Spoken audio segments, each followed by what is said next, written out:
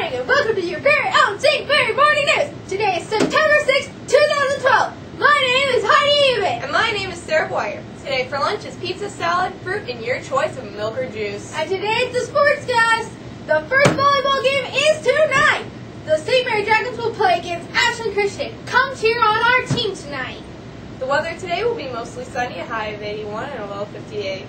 And now for our new and special birthday announcement segment.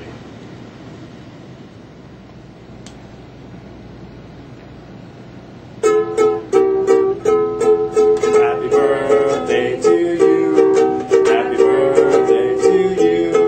Happy birthday, dear Sienna. Happy birthday to you. Welcome back. In the future, we hope to include a birthday segment every day there is a birthday. And the interesting fact of the day is there are approximately 1 billion illiterate or unable to read adults in the world. That's all for today, folks. Turn in tomorrow for another fabulous segment on your St. Mary's News.